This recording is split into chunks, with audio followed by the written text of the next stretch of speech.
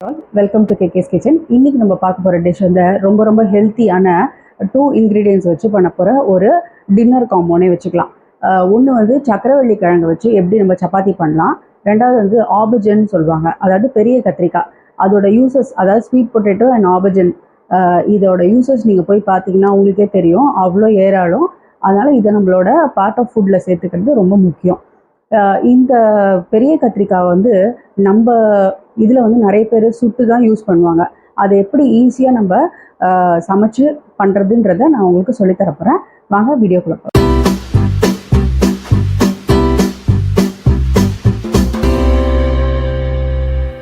Size சக்கரவள்ளி கிழங்கு எடுத்துக்கிறேன்.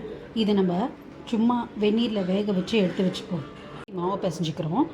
நமக்கு தேவையான அளவு மாவு எடுத்துக்கலாம். நான் வந்து ஒரு சக்கரவள்ளி கிழங்கு எடுத்ததுனால நான் வந்து அதுக்கு தேவையான மாவு எடுத்துருக்கேன். உப்பு கொஞ்சம் போட்டுக்கலாம்.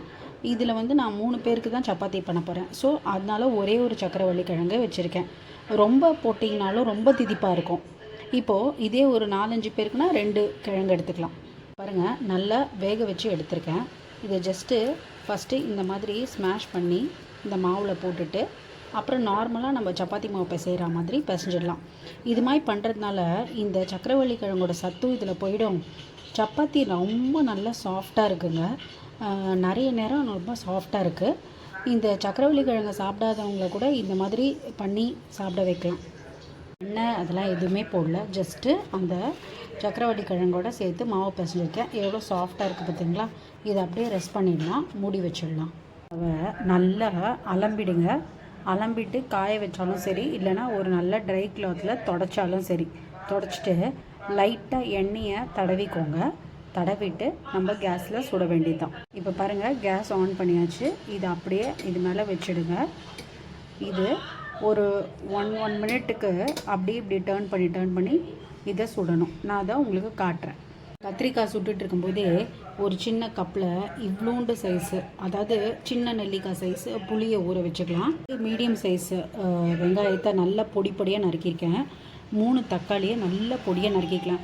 உங்களால் பொடியாக நறுக்க முடியலன்னா நீங்கள் கட் பண்ணிவிட்டு நம்ம வைப்பரில் ஜஸ்ட்டு ஒரு வாட்டி திருகி விட்டிங்கன்னா கொஞ்சம் நல்லா மேஷ் ஆகிடும். ஸோ இதை ரெடி பண்ணி வச்சுக்கலாம். இது வந்து நம்ம சுட்டுட்ருக்கோம், அந்த ப்ராசஸ் நடந்துகிட்ருக்கு.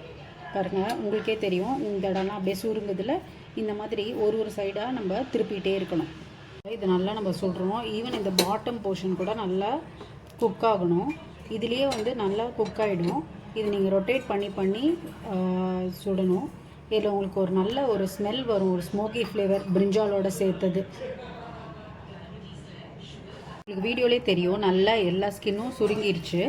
இது குக்கானது போதும். இதுக்கு மேலே குக் பண்ணோன்னா அது இதுவாகிடும், ரொம்ப உரிக்க முடியாது. இப்போ என்ன பண்ணோம், கேஸ் ஆஃப் பண்ணிவிட்டு நம்ம என்ன பண்ணலான்னா ஒரு பாத்திரத்தில் இந்த மாதிரி தண்ணி வச்சுக்கணுங்க. அதில் இதை போட்டுடலாம். இதை கொஞ்ச நேரம் போட்டு விட்டுருங்க. அப்போ தான் இந்த மேலே இருக்கிற தோலியை ஈஸியாக நம்ம ரிமூவ் பண்ண முடியும். அது அப்படியே ஈஸியாக வந்துடும். பாருங்க, இப்படி தொட்டாலே இப்படி உறிஞ்சி வந்துடும். ஸோ ஒரு 2 மினிட்ஸ் இருக்கட்டும். இப்போ பாருங்கள், ஸ்கின்னை ஃபுல்லாக ரிமூவ் பண்ணிவிட்டேன். அந்த ஃபஸ்ட்டு லேயர், அவுட்டர் லேயர் மட்டும்தாங்க வரும். நீங்கள் கரெக்டாக சுட்டுருந்தீங்கன்னா இப்போ பாருங்கள், இந்த உள்ளே இருக்கிற பகுதி இதை எடுத்துடலாம். இந்த காம்பையும் எடுத்துடலாம். ஸோ இது வேஸ்ட்டு. இதை நம்ம அழகாக தள்ளி வச்சிடலாம். இப்போ நமக்கு இந்த கத்திரிக்காய் நல்லா குக்கும் ஆகிருக்கு. அழகாக தோலும் எடுத்துட்டோம்.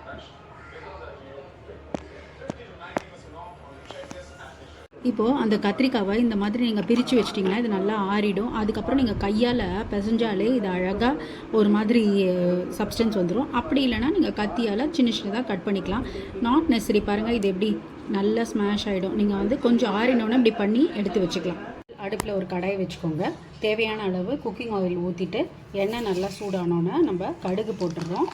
கடுகு நல்லா பொரிஞ்ச உடனே உளுத்தம்பருப்பு, பெருங்காயம், கருவேப்பிலை போட்டுட்டு அதுக்கப்புறம் நம்ம வெங்காயத்தை சேர்க்கலாம். கடுகு நல்லா வெடிச்சிடுச்சு. நான் சொன்ன மாதிரி உளுத்தம்பருப்பு சேர்த்துக்கிறேன். அதுக்கப்புறம் பெருங்காயம், கொஞ்சம் பருப்பு செவந்தோடனே கருவேப்பிலை,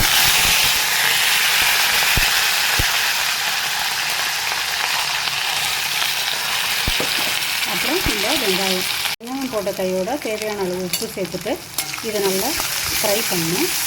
நல்லா கொஞ்சம் வந்து ஆனியன் வந்து அதோட அந்த ரா ஸ்மெல் போயிட்டு நல்ல ஒரு ஆனியன் பிங்க் கலர் வருங்க, அது வரைக்கும் நல்லா சாட்டே பண்ணணும். நம்ம தக்காளி போடும்போது என்னெல்லாம் போடுறதுன்றதை காமிச்சிடுறேன். 1/4 ஸ்பூன் மஞ்சள் பொடி, குழம்பு மிளகா அப்படி இருந்தால் போதும், அது 1 ஸ்பூன் போட்டுக்கோங்க. அதுக்கப்புறம் நம்மக்கிட்ட காஷ்மீரி சில்லி பவுடர் இருந்ததுன்னா அதை ஒரு 1/2 ஸ்பூன் போட்டால் போதும், நல்லா கலர் வருங்க. இது ஒரு 1/2 ஸ்பூன் போட்டிருக்கேன், அவ்வளோதாங்க. ஆனியன் நல்லா வதங்கிருக்கு. நம்ம போட்ட குவான்டிட்டிலேருந்து ½ ஆயிருக்கு பாருங்கள். இந்த டைமில் நம்ம இந்த தக்காளியை சேர்த்துடலாம். எல்லா பொடியும் நம்ம அதிலே போட்டோம். இப்போது தக்காளியும் நல்லா குக் ஆகணும். அந்த எண்ணெய் பிரிஞ்சு வர அளவுக்கு நம்ம குக் பண்ணிடலாம்.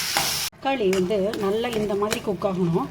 இது வந்து நீங்கள் என்ன பண்ணலான்னா, ஜஸ்ட்டு ஒரு கவர் பண்ணிவிட்டு ஒரு 2 to 3 மினிட்ஸ் விட்டிங்கன்னா இந்த மாதிரி மேஷ் பண்ணுற அளவுக்கு டொமேட்டோஸ் குக் ஆகிடும். இந்த மாதிரி நல்லா குக் ஆனவுன்னா என்ன பண்ணுறீங்க, புளி நம்ம கரைச்சி வச்சுருக்கோம்ல, நம்ம எடுத்து வச்சோமே அந்த குவான்டிட்டி புளியே இதில் ஊற்றிடலாம். இது ஒரு 2 மினிட்ஸ் குக் ஆகட்டும். இதுக்கப்புறம் நம்ம எடுத்து வச்சுருந்தா கத்திரிக்காவை இதோட சேர்க்க வேண்டியது தான். இப்போது கத்திரிக்காய் நல்லா ஆறிடுச்சு. நான் கையாலேயே அதை நல்லா பிசைஞ்சு விட்ட மாதிரி பண்ணேன். இந்த மாதிரி வந்துருச்சு. ஏன்னா நம்ம சுடும்போதே அது நல்லா குக் ஆகிடுங்க. இந்த கன்சிஸ்டன்சி வரது போதே நமக்கு தெரிஞ்சிடும் கரெக்டாக நம்ம சுட்டுருக்கோமா இல்லையான்னு. கரெக்டாக எல்லா இடத்துலையும் பர்ஃபெக்டாக சுட்டுருந்தோன்னா இந்த மாதிரி நம்ம கையாலே மேஷ் பண்ணுற அளவு வந்துடும்.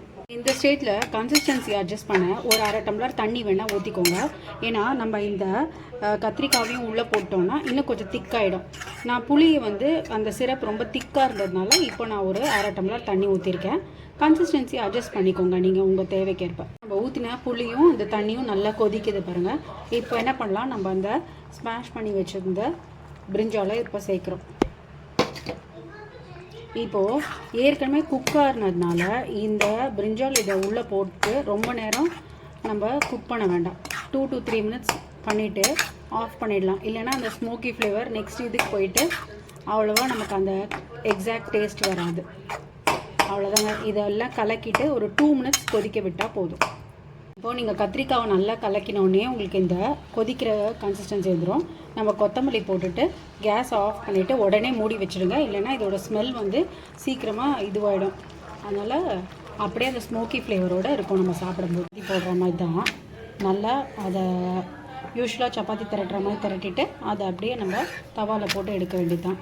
சப்பாத்திக்கு நான் எப்பவும் சொல்கிற மாதிரி தான் இந்த மாதிரி நல்லா 2 பக்கமும் பபிள்ஸ் வந்த உடனே தான் எண்ணெய் ஊற்றணும். சப்பாத்திக்கு மட்டும் இது மாதிரி நல்லா வாட்டின அப்புறம் நம்ம எண்ணெய் ஊற்றினீங்கன்னா நல்லா வெந்துடும் அண்டு ஈஸிலி டைஜஸ்டபுளாக இருக்கும்.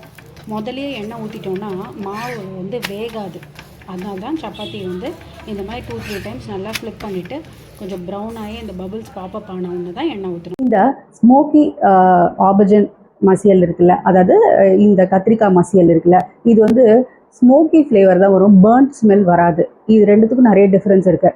ரெண்டாவது, நம்ம இந்த சக்கரவள்ளி கிழங்கை போட்டு சப்பாத்தி பண்ணுறோம்ல, நீங்கள் ஒரு வாட்டி பண்ணி பாருங்களேன், ரொம்ப நேரம் வந்து அதோட சாஃப்ட்னஸ் வந்து ரீட்டைன் ஆகுது. ஸோ இது ரெண்டுமே நல்ல காம்பினேஷன். யூஸ்வலாக பார்த்தீங்கன்னா இந்த கத்திரிக்காய் வந்து இந்த வெங்காயம் அது எல்லாத்தையும் போடாமல் வெறும் புளி சேர்த்து நம்ம அரிசி உப்புமா அது மாதிரி ட்ரெடிஷ்னல் ஃபுட்டுக்கு தொட்டுக்க பண்ணுவாங்க. இப்போது இது கொஞ்சம் நம்ம வெங்காயம் தக்காளி இந்த மாதிரிலாம் போட்டு பண்ணால் எல்லாருமே நல்லா என்ஜாய் பண்ணி சாப்பிட்லான்னு தான் இந்த டிஷ்ஷை பண்ணி காமிச்சேன். இது உங்களுக்கு கண்டிப்பாக பிடிச்சிருக்கும். நீங்கள் இதை ட்ரை பண்ணி பார்த்துட்டு என்கிட்ட கமெண்ட்ஸில் ஷேர் பண்ணிக்கோங்க. வீடியோ பிடிச்சிருந்தா லைக் பண்ணி ஷேர் பண்ணி மறக்காமல் சப்ஸ்கிரைப் பண்ணுங்கள். வேறு ஒரு நல்ல வீடியோவோட நம்ம அடுத்த வாரம் சந்திக்கலாம். தேங்க்யூ.